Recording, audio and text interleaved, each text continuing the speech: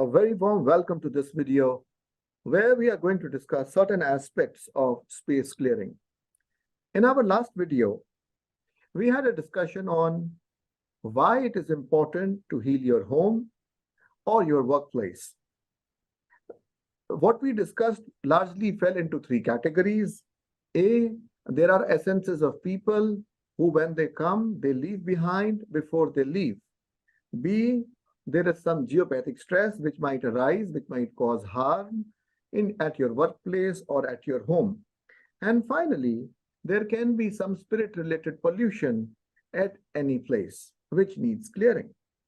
Today, we are going a step further, and we are going to discuss some of these negative pollutants, which constitute essentially either the geopathic stress or the spirit-related pollution or the essences which people leave behind.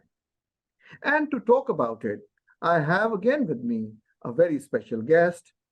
I have Mr. Adrian Incledon-Webber. He has been the Vice President of the British Society of Dowsers.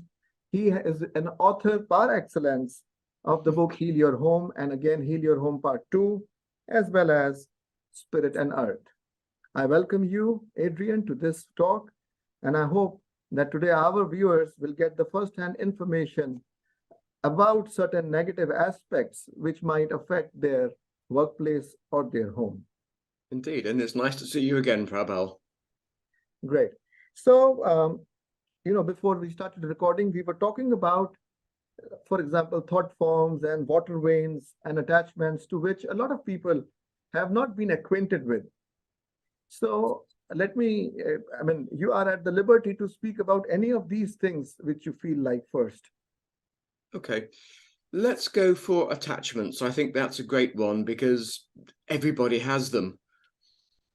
So I think that would be a great place to start, and that will lead on quite nicely to thought forms, and then we can look at water veins as well and anything else that comes along, because it's a very wide topic, and we could talk about this all day and never repeat anything. So yeah, I think attachments are probably a good place to start. Excellent. So there can be around 40-50 kind of negative energies which create a lot of mess at your home or at your workplace. Out of this, we will be talking today about a few of those pollutants. The first in line is something called attachments. So Adrian, what are these attachments and how do they affect us? Okay, attachments. If I explain, I guess, really what they are to begin with, a lot of people in the past have called them entities. Now, the difficulty with the word entity, it strikes a lot of fear into people's hearts because, of course, they imagine these Hollywood nasties roaming around the place. But to me, an attachment is basically a patch or a blob of somebody else's emotional energy that is attached to you. Now, we're all human, we're all emotional beings, and sometimes our emotions get the better of us. So that, let's say you and I met and it wouldn't happen, I know, but we had a terrible argument about something, or you've bumped into my car, or I've bumped into your car. It's that emotion given off can actually create what I would call attachments, these blobs of detrimental energy that will fly off from us when we're arguing and move throughout the rest of the population looking for somebody that they can connect to quite easily. It's a little bit like a jigsaw puzzle, they're looking for that perfect piece of the puzzle that they can link into. Now, the difficulty is if you have a robust constitution, you look after yourself, you eat properly, then the chances are there will be very few attachments linked to you. But of course, a lot of people, certainly during lockdown, certainly during the fear and anxiety surrounding COVID, your auric field starts to collapse and it makes you very much more vulnerable to these patches, these blobs of other people's emotional energy attaching to you. And obviously, as they attach to you, they can start changing your thoughts, they can start changing how you feel, they can darken your moods and cause a lot of mood swings as well. So they're not nice things to have around. They will not change a placid person into a murderer, for instance. However, they will, the best way to put it is, again, within families, if somebody has a lot of attachments and somebody says something to them, rather than answering them back in a nice way, they'll snap or argue, or there will be some particularly nasty retort, which then leads to more arguments, which leads to more attachments being made, which causes other families problems also. So it's a bit of it is a snowball effect which it creates, and we enter into a mess, then more mess, and then more mess. Absolutely. Yeah. And what other thing which I have seen with some of my patients is that they get into this thing called chronic fatigue syndrome. They are doing nothing the whole day, still they are tired. Why? Because they are not able to healthily process their emotions. Also, one other thing which I wanted to bring out here was that I have seen sometimes that families as a whole, they create a particular atmosphere of negativity, and maybe one of them got into this negative atmosphere first, and then slowly the other people caught the emotion from him or her. So would you say that these attachments are also contagious? Can it also happen that my attachment is not necessarily my thought, but since I met a person on the way who had a lot of attachments, then I got this attachment from him? Is that possible? Absolutely. Because, of course, surrounding us, we have this amazing auric field made up of many, many different layers. And, of course, if you're walking down the street, you'll be walking through other people's auric field. And it's then very easy to actually, for these attachments, to actually move from one person to another. Now, generally, the attachments I find aren't the blobs of human emotion that you've created. You've picked them up from other people.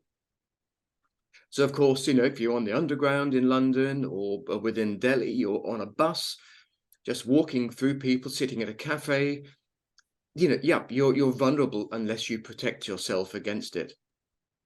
And then that is why probably they say the salt water bath is a good thing, which we must do on a regular basis just to make sure that our energy body is getting cleaned up. Absolutely. And of course, you can do a daily protection exercise as well. Now, in the past, a lot of people involved in the healing world would just say, well, put a bubble of white light around yourself. But of course, that's protecting you against anything else coming in. But of course, what have you trapped inside it? Right. In an ideal world, if everybody in the world practiced a daily protection meditation, which is available on my website, it cleans you and also then protects you at the same time. That's going to keep you very safe, very secure, and you're not going to be picking up on other people's emotions. It doesn't kill your sensitivity, but what it does do is just keep you safe. That's very nice. Another point is, when you do some energy healing work for people, and then you write the report, and then you have to discuss it out. Then what happens is it is very difficult for us to explain to people what attachments mean, because the moment you refer to this word attachment, what people understand automatically is that they are probably having an emotional bond with some other person, and this is called attachment. Of course. This word itself is somehow, to some extent, a misnomer, because we are trying to refer to the emotional pollution which a person has rather than the emotional bonds which they share with their loved ones. Indeed. It's a difficult, I wasn't sure what to call them. So in itself, as people get fearful about it, the auric field starts to collapse. They get more of these blobs attaching. So, of course, it works also not just within your home and with your family, but of course also at work. You can do a lot of work on your employees, or the employees can do a lot of work on their bosses. So, you get a much better and more cohesive and happy workforce if you do this work on them. It just kind of keeps people happy. But of course, there are millions and millions of these blobs floating around the planet. They're caused obviously during warfare. They're caused during any form of conflict. So it's a constant battle to keep yourself clear of them. Yes, you're absolutely right. And in my practice, what I have found is the more negative a person is, the more he will be refreshed after we are able to get the attachments of him or her. Yep, So if absolutely. some person comes to me who has chronic fatigue syndrome, the first thing I check is there some kind of an attachments, and something which we are going to talk next, that is thought forms. Yes. So moving on to our other pollutant of space, and a pollutant in our energy body is the concept of thought forms. Yep. Could you please share your experience and explanation about this pollutant, Adrian? Okay, they are very similar to what causes attachments. Most of them are made during periods of conflict, the First World War, the Second World War, but in more recent times with the COVID lockdown. Now, it's anxiety, it's fear, it's feeling overwhelmed, all of these things combined with lots of other people's thoughts, because it's very difficult for one person to create a thought form or a life form. These normally are the combination of many hundreds, if not thousands, of people's thoughts. As they combine, they almost, well, they create this life form, this very dark energy that can then infect people's houses and workspace. They are very, very deep, very, very dark. And in fact, if a lot of people see a black shadow passing through a house or a corner of their vision, it's normally one of these rather than a spirit. So you need to, yeah. So spirits often, I tend to find with spirits, you can normally get a very much different form. Often you can see a face, you can see an outline of somebody's shape, a human shape. But with these thought forms and life forms, they're just very, very dark. It's like this dark shadow moving through people's homes. And of course, these are the big button pushers. These are game changers for an awful lot of people, a lot of families. You have one in your home, and it's a bit like having a really, really nasty smell somewhere that you can't track down, you can't trace. They're just there as this very depressing, very, very heavy energy, which again will start to cause even more conflict in people's houses. Divorce is a classic case, depression, feeling unsettled, massive arguments. I don't know whether you can actually pin it down to bodily harm with people, but if somebody is that way inclined and that, well, I can't think of the word for it, susceptible to these energies, again, it can start causing massive characteristic changes. Right. In fact, what we say in our energy healing work is that there is this physical plane, and then we have the energetic plane, then we have the emotional plane, and then deep down, we have the mental plane.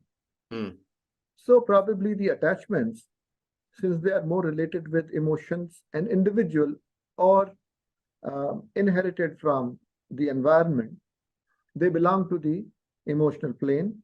But this is far deeper. Thought forms, this is far heavier, far deeper, and therefore causes much of the mental problems or issues with people. For example, a boss who would always be a little sadistic in nature by not allowing his juniors enough freedom to do what they wish to, or something like that. And if there is a sudden change in nature, then probably it could have been because of these thought forms. Absolutely. And what I like to do is when I'm working then you with, also mentioned, I'm sorry, because the important thing here you mentioned was that thought form is not made by an individual person. It is made by a collection of people.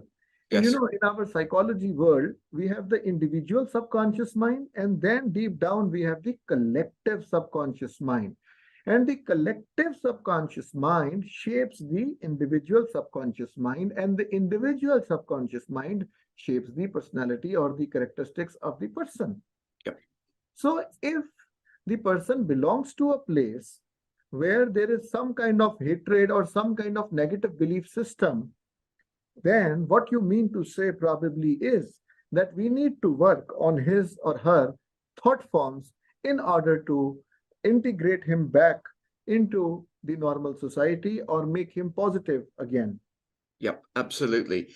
And it is so easy when you have these thought forms or life forms in your home, it's very, very difficult to actually look at life in a happy way.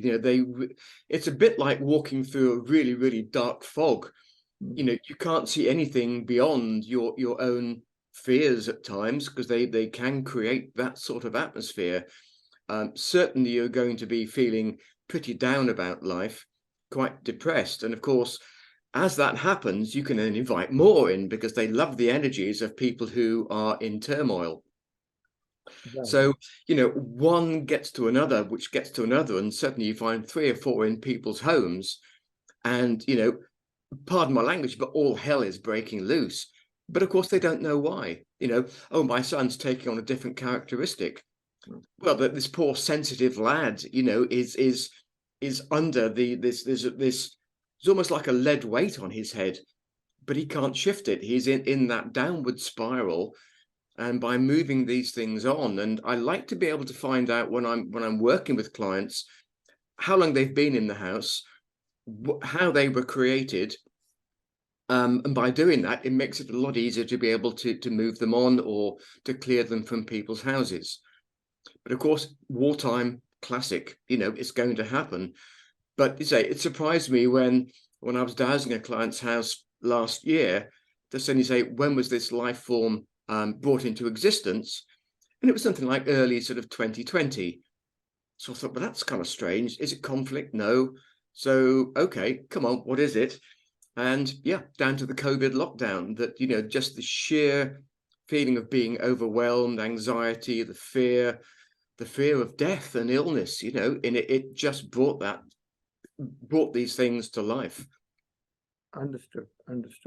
So if we are living at a place which was earlier inhabited by people who had these negative thought forms, and we are getting it, then we understand that we need to get it cleaned. Yes. However, what do we do about things which are there beneath the earth, and we pretty much can't do anything about them? For example, as you mentioned, water veins and so many other lines, ley lines, human stress lines, and a lot of stuff going on inside the earth. Then in that particular case, what do we do? So please explain to our audience today something about water veins and something about how they can adversely affect us, and finally a little about what we can do about them. Okay, they are quite fascinating. Now, I tend to normally, let's go back a little bit. There's been a lot of work done on water over the years by science as well as the spiritual side with people. And it's now widely understood that water holds emotion, holds people's emotion. Now, Emoto, Yes. yeah, a lovely Japanese gentleman who passed away a couple of years ago, did a lot of experiment on freezing water. Yes. During those experiments, he was playing beautiful music, maybe sort of some of the lovely Hindu mantras that you can get, freezing the water, and actually it was bringing out these beautiful crystalline shapes. But then he was then freezing water, playing one of Hitler's speeches, or some of the hate speeches, or some of the very sort of dark music that's been written over the years. And the crystals, as they froze, were very misshapen. So it just shows really what can happen. The happier you are, then you're sending some lovely vibrations into the water. It's also good to bless your water before you drink it. Even if you just make the sign of a cross, or just bring in the white light from above to bless the water before you drink it. And it does actually work well with wine as well. I've never known about that, because in India there's always a good practical side to all this. We had a traditional system wherein the sadhus, or the monks, the Indian monks, used to speak a mantra on water, and then they will blow like this, and then they'll tell you to drink only this much of water, and then you will be okay. You will get rid of your problem. And I've been a witness to some of these things, and then I tried it myself, and I have spoken about this to a few of the doctors, and that video is available on YouTube by, I think it goes by the name of Power of Sound or Sound Healing. And this is a very, very interesting and vast topic. But we have never thought about, doing the same thing on wine. You have given fresh ideas to our viewers. So have a go, it's worth doing. So really with water veins, what I tend to find is that I look very much at the human emotions stuck within the water. Now, it can also, depending on what it's running through, it can pick up obviously from detrimental energy from crystalline structures. If it's running through underneath a mine, there could be pollutants running through it. So I look at the problems that these water veins produce in people's houses. Now, you can have 3 or 4 running underneath the house, and I pick them up normally anywhere between about 15 and say 28, 29 feet beneath the house, and they are. So you're trying to say that water veins are sources of water which are going beneath the houses or the workplaces. Yep. Yeah, because our audience won't probably know. So I'm sorry, I interrupted you. No, that's fine. To make them clear that this is what we are talking about. Yeah, so they're running under people's houses or workplaces. Now, if you get 2 of them crossing, that can be a very, very detrimental area. It's almost as though it creates its own vortex of energy, which if you're sleeping above it, night sweats, insomnia, vertigo, it's also very, very draining for your energy as well. So it's not a good place to be. So they're thin rivulets of water running under people's houses, not the Ganges. We're not talking about big rivers running under people's houses, but it may be sort of 1, 2, 3 inches wide, or sort of 5 or 6 centimeters if you work with the metric system. So what we're trying to do is do a clearing on them. So we're clearing away all the negative or detrimental energies contained within them, and we're pushing that as far as we possibly can. So it's not just working on one person's house, it's trying to work on everybody else's house that's been affected by this water vein. So we're doing massive healing, and of course that will eventually run into a bigger stream, into a bigger river, and then eventually into the oceans. So by working on these, we're doing a lot of land and people healing as well. Now, we can move them. And I mean, this is the one thing that I always found fascinating. And people say, well, how can you move a water vein? Yeah. And it's really that and spirit lines are the only 2 things that I will generally move from people's houses. Everything else is really down to cleansing and harmonizing. Because of course, if you've got, say, an energy line running through somebody's house and you divert it, which used to happen many, many years ago, it was the only form of healing people practiced. And if it suddenly runs through your next door neighbor's house and they get ill, then somehow that's not the right way of doing things. So I wanted to try and devise a way of being able to work on individual lines, but actually so that they actually work with the families rather than against, and rather than divert them. Now, with water veins, you divert them. And when I first heard about this from a gentleman called Joey Korn, who does a lot of healing over in the States, and he said, well, I moved them. He said, I had this well on a friend of mine's land, and the friend wanted it to be regenerated. So I just asked for 1 or 2 water veins to be able to be diverted to the well. And within a couple of weeks, the well started filling up, and it had been dry for years. Oh, that is excellent. That is excellent. You got proof as well. Yeah. So I thought, if you can do that with a well, then we should be able to remove them from people's houses. But I needed proof that I could do it. So my son, who was living with me at the time, is a good dowser. He doesn't do it very often, mainly to freak his friends out by getting them to move the dowsing rods, and wondering what's going on. So I pictured, and it's always typical with human nature, where I was sitting to do my healing was exactly where one of these detrimental water veins were, which is why I wasn't feeling too well. So I got him to douse. I didn't say anything to him where it was, so he doused where the most detrimental one was, came down the room, and it crossed where I was sitting. He went off to work, and he worked in a pub at that stage, and he went off to work. And so I thought, right, let's give it a go and see if I can move this water vein to wherever it needs to go so it's not detrimental to me and it's no longer running in my house. So I did it. And then about 2 hours later, I doused, and it had moved. And another 2 hours, it had moved again. And I thought, well, is that just me thinking it's moving? And am I influencing the dowsing rods?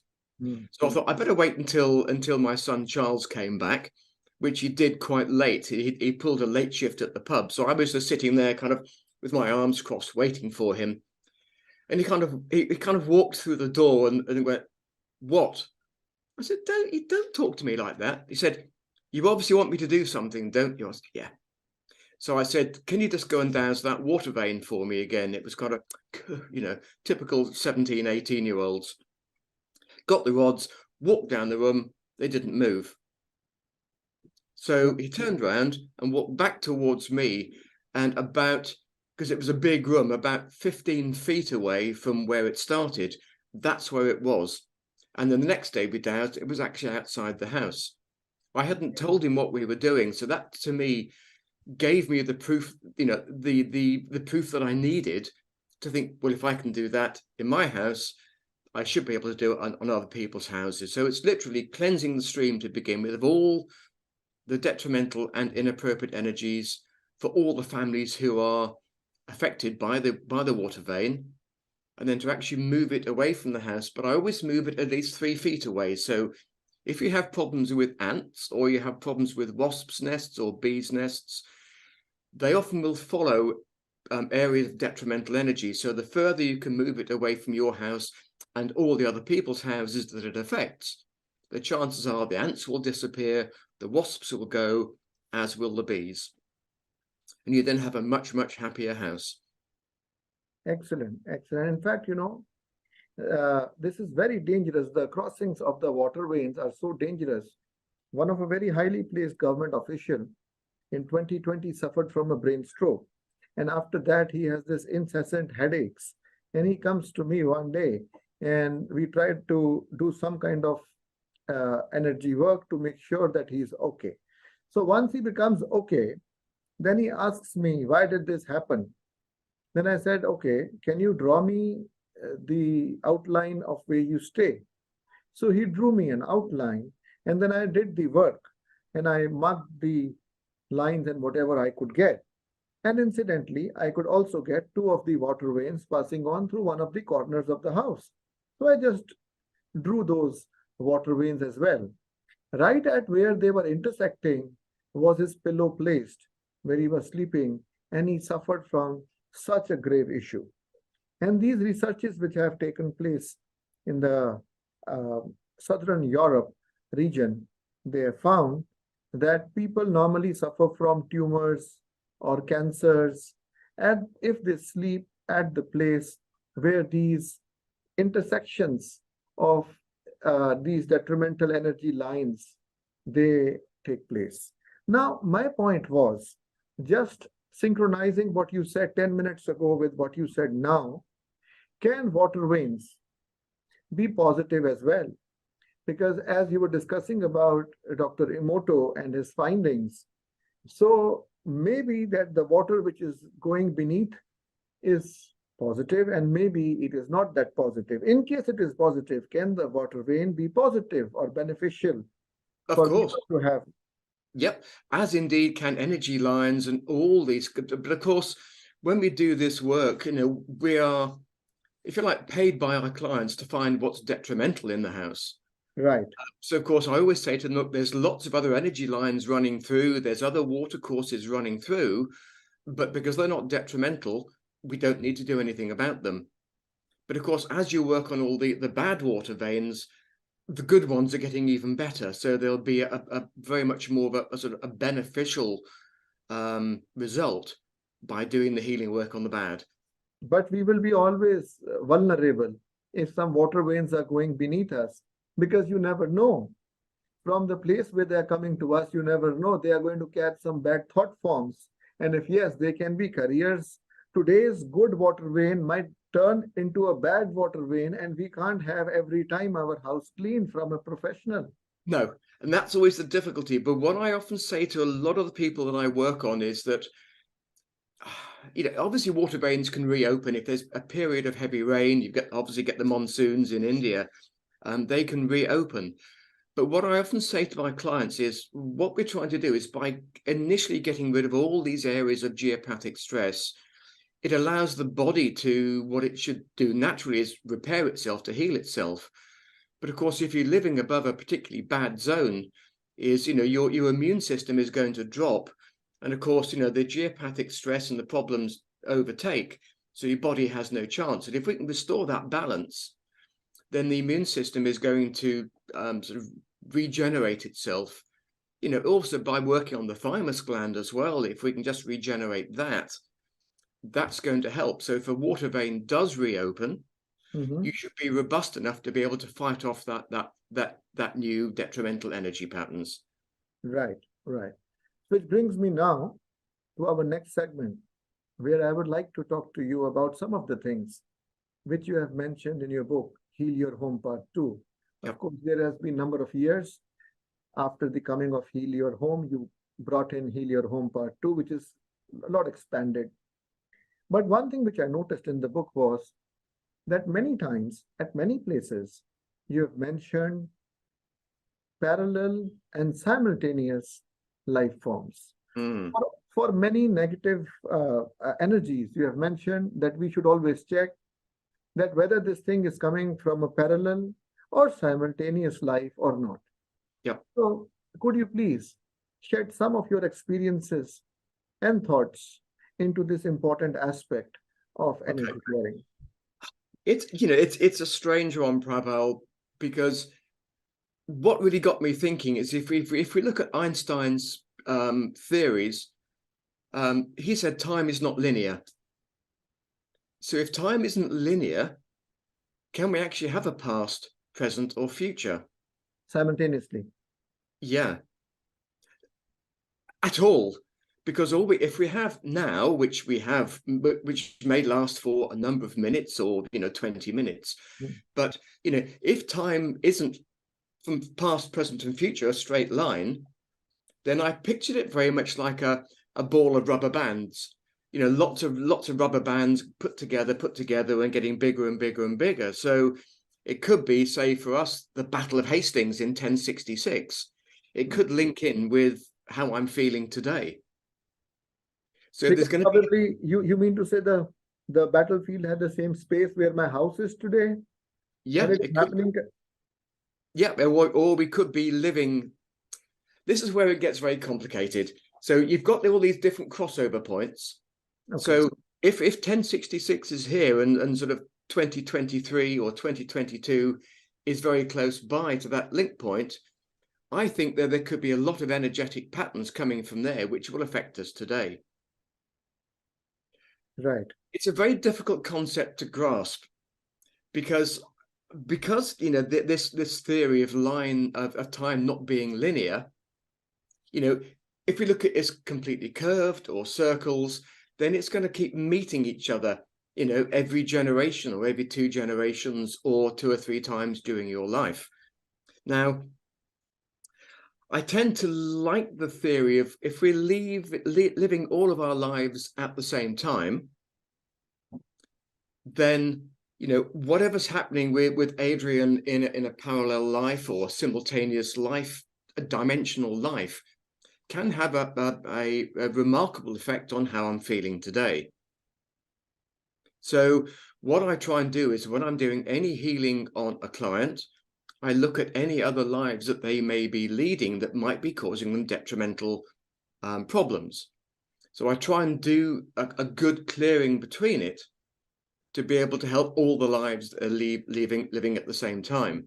Now, it could be, if I can try and look at it in an easier way, that I have my own estate agency business, and I reach that crossroads, or a fork in the road, more likely to say, right, you can either sell the business and go and do what your heart truly desires, and that's go into healing, or you can stay with the business and keep running that.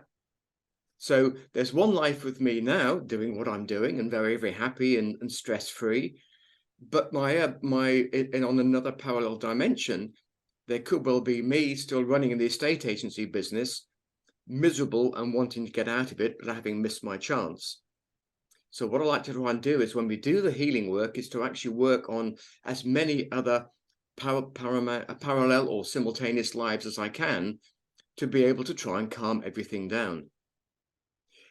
The one thing I do like, and it seems to be the message I get from upstairs, is that I have been a healer in some of my simultaneous lives. So if I can send healing to them, I can then get healing back, and it's going to be able to meet and cross over. So, there's healing going both ways. Excellent. It can manifest itself in many, many different ways. I've just been working on a house recently where the lady complained of a really, really nasty, unwashed body smell. Now, there were no spirits in the house. We cleared all the spirits away, any thought forms, life forms.